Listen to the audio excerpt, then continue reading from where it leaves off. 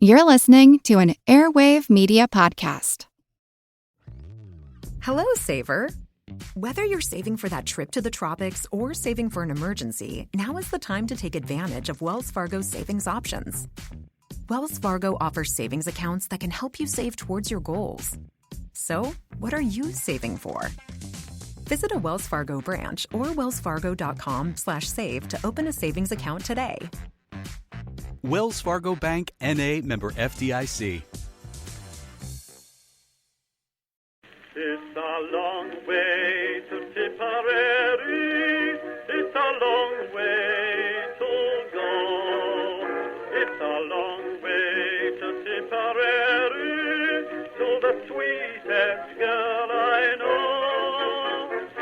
Goodbye, Piccadilly. Farewell, Leicester Square.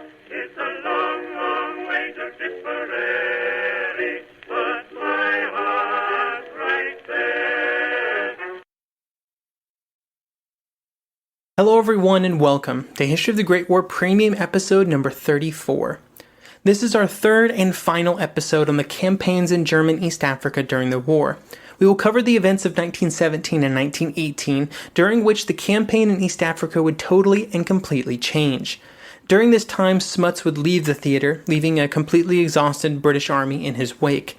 This would give the Germans a bit of time to recover, but by this point, they were heavily outnumbered and heavily outsupplied. This would force Lettow-Vorbeck fully into guerrilla warfare, which would last for the rest of the war. During this time, the German forces would completely abandon even the concept of defending the colony, and would instead push into Portuguese East Africa. This would allow them to raid into more profitable areas that had been mostly untouched by the war up to this point. During 1 month of this raiding in 1918, the Germans would raid 30 trains and would destroy 10 rail bridges. This havoc, while problematic, was also not as impactful or dramatic as previous fighting, but it was all that the Germans could do at this point in the war. As the end of 1916 approached, Smuts was in a bind. His army was exhausted, and his plans to trap the Germans had failed at every turn. The British had captured huge swaths of what had been German territory, but this was still not the great and decisive victory that Smuts had hoped for. With it clear that his army could not sustain a large campaign in early 1917, something magical happened, at least in terms of Smuts' reputation. In early 1917, Lloyd George wanted to create an Imperial War Conference in London. This would involve representatives from all of the Empire's colonies and commonwealths. Smuts was chosen to be the representative from South Africa. When he would leave East Africa, he left his army in command of most of the major railways, ports, and waterways of the colonies. But he also left an army that was totally exhausted, had serious supply problems, and had thousands of men in the hospital. These would all be problems that the next commander would have to deal with. Smuts was basically jumping out of the theater just in time. Back in London, his huge advances and territorial acquisitions made him a hero, and it was up to the next guy to deal with the aftermath. As the territory controlled by the Germans was forced to contract, the areas still available to Lettow-Vorbeck found themselves more and more heavily taxed to keep the German army in the field. These areas were robbed of all foodstuffs, and their population was taken as carriers for the German army. It was very rare that any payment or compensation was given for either of these actions. Many British officers would later report that this was the primary reason that Lettow-Vorbeck was able to keep his troops in the field throughout the last 2 years of the war. There was a general and complete disregard for the native populations. As one British officer would put it, quote, a total disregard for the barest needs of the native population. The wholesale requisitioning that was happening would cause famine in East Africa during the last months of 1917, resulting in the deaths of up to 300,000 Africans, which was about 5% of the population. Those that were forced to be carriers were even more unlucky than those that were left behind. As one British officer would say, quote, can you wonder how the carriers suffered, and suffered terribly? Of course they did. These poor, spiritless, ragged creatures had to hump their heavy packs and follow some of the most active and hardy troops that ever took to the field, over fearfully difficult country, through one of the most prolonged and rapid wars of movement ever known. End quote. All of these supplies allowed the Germans to stay in almost constant motion, never really getting within reach of their British pursuers. With Smuts now back in London talking about how awesome he was, it was once again time to find a replacement for the British commander in East Africa. They would turn to Major General Hoskins. Hoskins was not very experienced in fighting in Africa. He was deeply racist, but he was still chosen. The condition of the army when he arrived was less than he hoped for. When Smuts left, a large number of South African troops went with him. When this was combined with the number of sick and wounded troops, Hoskins found himself in a serious manpower crunch. While the number of British forces in the colony were now over 40,000, there were really only about 24,000 combat troops, and only about half of those were truly combat effective by the time that Hoskins arrived. It would take Hoskins weeks to convince those in London that the situation was not in the favor of the British at this point in time. In this effort, he was not at all assisted by Smuts, who made it clear that Hoskins was dawdling, taking up way too much time. Obviously, the situation was not nearly as bad as he said. Because of Smuts' influence back in London, this view would carry the day, and in May, Hoskins would be replaced and sent to Mesopotamia. He would be replaced by General Van Deventer, who had commanded South African mounted troops for Smuts. Van Deventer would be in command for the rest of the war. Even if the British troops had been in pristine condition in early 1917, it would have been very difficult to launch many operations during the first 4 months of the year. The rains would come on January 22nd, and they would be some of the worst in recorded history. For 4 months, no large actions would occur, and just the act of supplying the forces was almost impossible. By late January, 120 miles of road that was critical to the British supply movements was simply washed away, and the entire area became a lake. With the road gone, the only recourse was to rely on carrier convoys, which, when having to feed and supply 3,000 troops, was a pretty big task. No fresh meat would reach the forward troops during this time, and rations were cut to almost nothing. While barely keeping the troops fed, Van Deventer also prepared to advance. But at the very least, he could depend on the Germans being in a situation that was just as bad as his own. The Germans were down to half rations during this period, and on both sides the death rates among carriers ballooned up to 1 in 5. A staggering death toll when you consider that tens of thousands of carriers were participating at this point on either side. While the rain was a problem, nothing could completely stop the fighting, and as soon as he could, Van Deventer would launch an attack on Kilwa, which was the main German ammunition dump in this part of the country. At this point, Van Deventer did not really care if the Germans stayed to fight, or even if he managed to trap them. All he knew was that if he hit the depot fast enough, the Germans could not possibly take everything with them, and what they lost they would be unable to replace. On July 19th, the British launched their attack, and the Germans did decide to resist. And while they held out for a brief period, Van Deventer also sent troops on a flanking mission, which forced the Germans to, once again, retreat. The German troops would retreat to Mahingo, which they were then forced to abandon in late September. It was at this point, when about 1,000 troops surrendered at Mahingo, that the German situation really began to fall apart. This would begin a trend where small groups of German troops would be confronted and they would surrender to the British attackers. This would include 1,500 troops in mid-October, 1,400 later that month who were out scavenging for supplies, and in November another 1,600.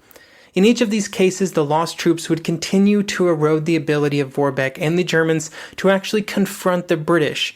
But for most of 1917, Vorbeck would not give up hope that a successful confrontation was possible.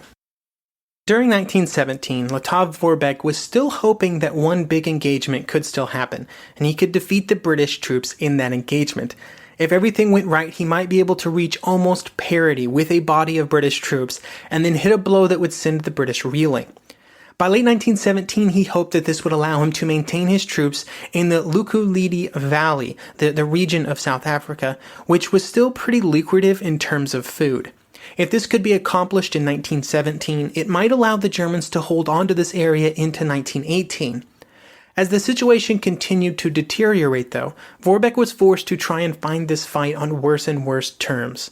In October, he was presented with a possible opportunity. The British were advancing troops from two directions, one column from the north and another from the west.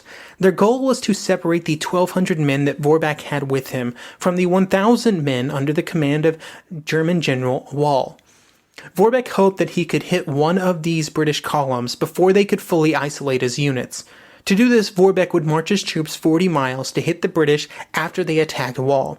If everything went according to plan, the British would panic and flee. Everything actually did go according to plan. The British attacked Wall, and Vorbeck arrived at the perfect time, but then the British did not panic, and instead they held their ground. Vorbeck would try to outflank the British, but would run into more British troops who were trying to do the same thing to him.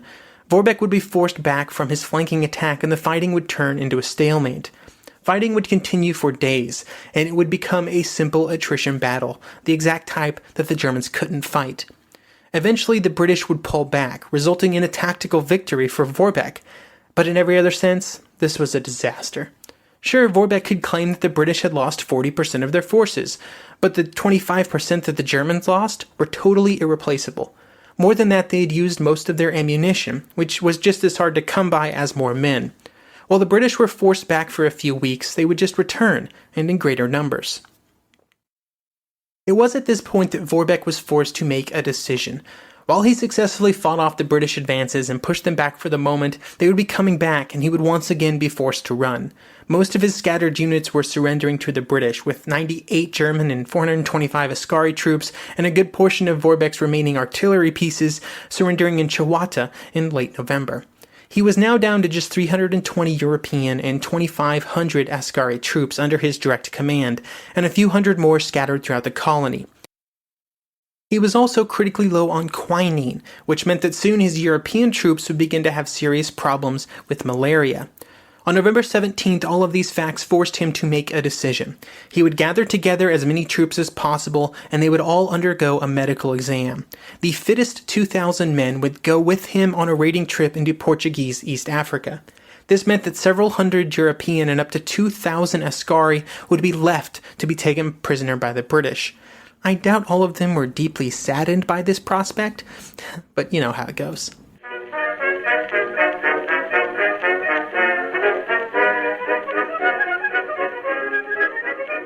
The one truth about human history is that change is inevitable. But the one thing that has never changed is that humans need food to survive.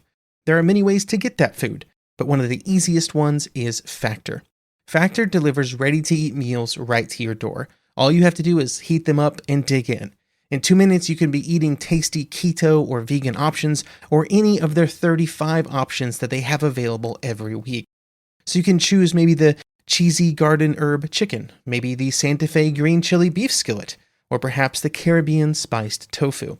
It is all delicious, and if you have a bit of a sweet tooth, Factor still has you covered with a wide range of snack and smoothie options. Chocolate mocha cheesecake, snickerdoodle macaroons. Any of that sound good? And don't worry, even the tasty stuff is dietitian approved. Head over to factormeals.com/GW50 and use code GW50 to get 50% off. That's code GW50 at factormeals.com/GW50 to get 50% off. The regular season is heating up, new stars are emerging, and that means more opportunities to win up to 25 times your cash on Prize Picks, the most exciting way to play daily fantasy sports. Just select 2 or more players, pick more or less on their projection on a wide variety of stats, and place your entry. It's that easy. Let it fly to turn $10 into $250 with just a few taps. Easy gameplay, quick withdrawals, and injury insurance on your picks are what make Prize Picks the #1 daily fantasy sports app. Watch your favorite players and get paid doing it this basketball season. See your entries make progress during the game or make new entries for the second half and the fourth quarter. 3-pointers, assists, rebounds, and everything in between are yours for the taking. Join the Prize Picks community of more than 7 million players who have already signed up. Right now, Prize Picks will match your first deposit of up to $100. Just download the Prize Picks app and use code GET100. That's code GET100 on Prize Picks for a first deposit match of up to $100. Prize Picks. Pick more, pick less. It's that easy.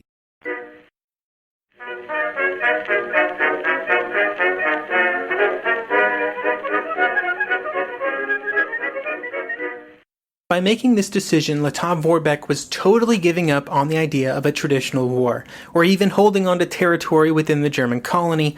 He and his army were going into full guerrilla mode. Back in Germany, Vorbeck was promoted to Major General. Not that it mattered that much. I guess he got paid more now, but whatever. He arranged his troops into 10 companies, with 5 in the vanguard, 2 in the rear, and 3 in the center. These were all spread out over a pretty good distance, and everyone knew that they had set themselves up to be constantly pursued by the British. They also only had about 3,000 carriers with them, which greatly limited the number of supplies that they could carry with them. This made the rapid raiding and taking of supplies a necessity, a constant necessity. They would make some quick initial successes, with Vorbeck and Wall seizing 18 tons of food in just 3 weeks. This kept the Germans on their feet for a while, but since they could not stay in one place for long or take much food with them, they would have to have these types of successes again and again. Back in London, Lloyd George continued to push for the British troops to pursue the Germans, even into Portuguese territory. Van Deventer had little hope of catching Vorbeck or forcing him into a position where he would surrender. The most that he could hope for was to keep whittling away at the German numbers, and hopefully they would run into a string of bad luck. One of the problems that Van Deventer had was that once the Germans made it into Portuguese territory, the Portuguese were not exactly thrilled to have British troops marching through their colony. They were concerned that if the British were allowed to move into the colony and they were shown to be militarily weak, it would affect the ability of the Portuguese to hold on to their colonies, or even expand them when the war was over. It would take 3 weeks for them to finally grant Van Deventer permission to enter, and by this point Vorbeck had a good solid lead on the British pursuers, and he would be raiding for a while. While Vorbeck was making the decision to move to a strict raiding strategy, back in Berlin there were plans being made to try and supply him directly. This came in the form of a plan created by Max Zupitza, and it would involve airlifting supplies with a Zeppelin. This plan was of course top secret, and it was codenamed the China Affair. It would involve taking the airship L-59, lengthening it by 225 meters, which would make it the largest airship ever built. Then there would be changes to make the airship as useful as possible once it arrived in Africa, because this was always going to be a one-way trip. Every piece of the ship had a purpose assigned to it when it arrived. For example, the catwalks were covered with leather that could be used to make boots. Supplies were included to turn the canvas into tents and clothing. The list went on and on. Everything on the ship had some use. The L-59 was given enough fuel to reach its goal with 15 tons of cargo, including 30 machine guns and 400,000 rounds of ammunition. The first attempt to make the trip began on November 13th, with the 22-man crew ready for the 3,600-mile journey. However, bad weather would force the ship to turn back. A week later, they tried again, and this time the airship made it all the way to Egypt. Everything seemed to be going great, but then a wireless transmission was received from Berlin. It read, "Break-off operation, return.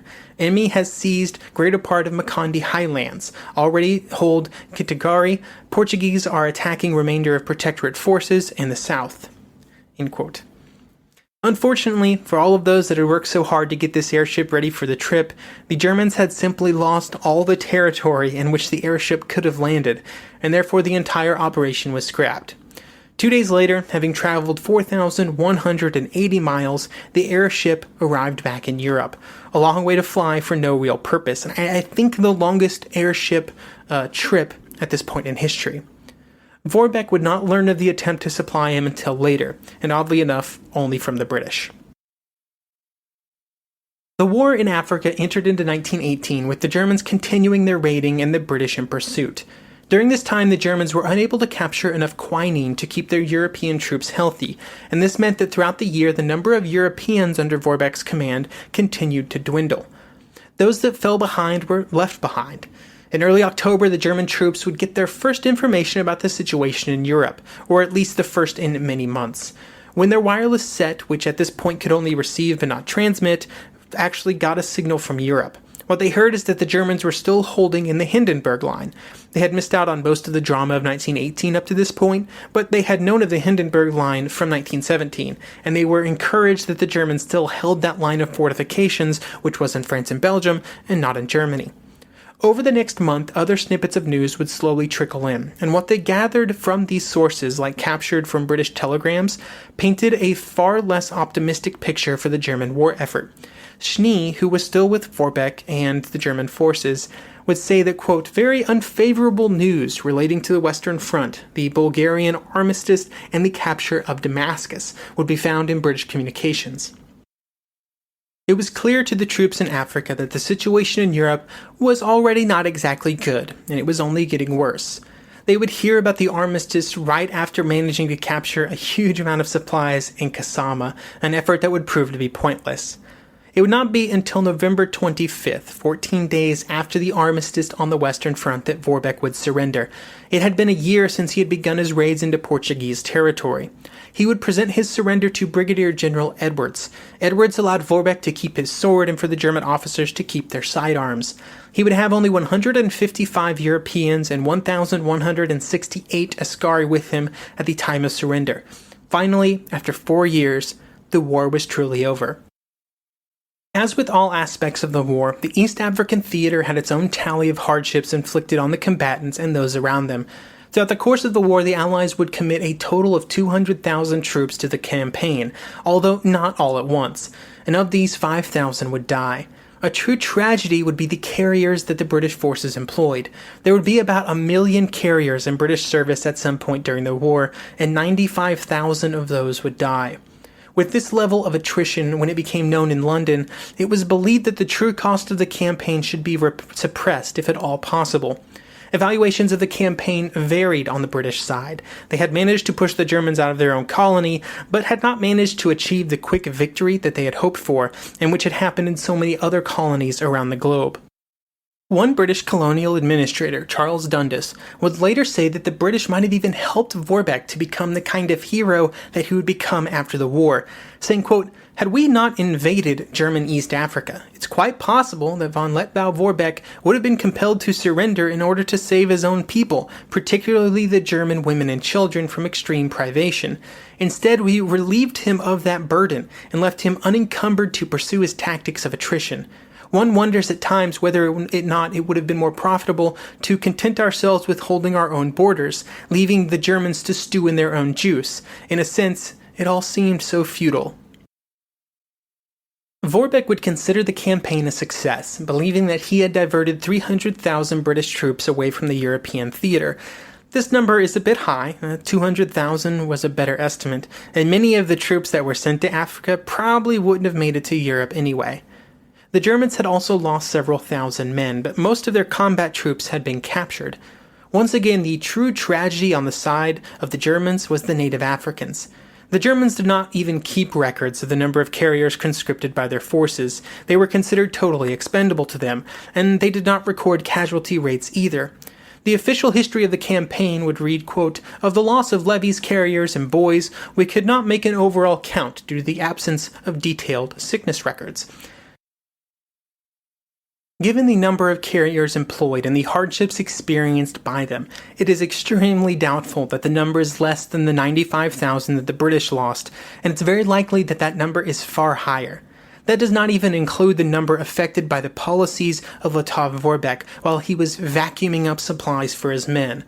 All that we can really do is speculate, but the best estimates from historians put the number of Africans that would die as a direct result of these German actions between 300,000 and 350,000. This leads me to conclude that the number of Africans killed by the German policies or employment during the war could have been as high as 500,000. Just to make the situation worse for the Africans, right after the war and the famine that it created, the survivors were hit by the worldwide flu epidemic. By the time that was over, it would cause 2 million people to die in sub-Saharan Africa. All those numbers are incredibly fuzzy due to the absence of good record keeping. The legacy of Lettow-Vorbeck and his troops in German East Africa would be one of the great heroic stories of post-war Germany. German and later Nazi historians would claim that just 1,000 carriers had died supporting the German troops during the war. Lettow-Vorbeck would be treated like a classical heroic soldier who had been a benevolent commander and leader of his African troops. They insisted that the population of German East Africa heavily supported their war, and their loyalty had lasted until the very end. It would be only after decolonization in the aftermath of World War II that the true story, as so often is the case in colonial Africa, would be told. By that point, the post-World War I histories had become sort of canon, and they had done much to boost Letov Vorbeck's prestige, an image that's hard to break even today. But the matter of the fact is that, like many other Europeans during the era of European colonization, Letov Vorbeck is only known because he was standing on a giant pile of death, destruction, and suffering that was hidden from view. Piccadilly, farewell, let us swear. It's a long, long way to Tipperary.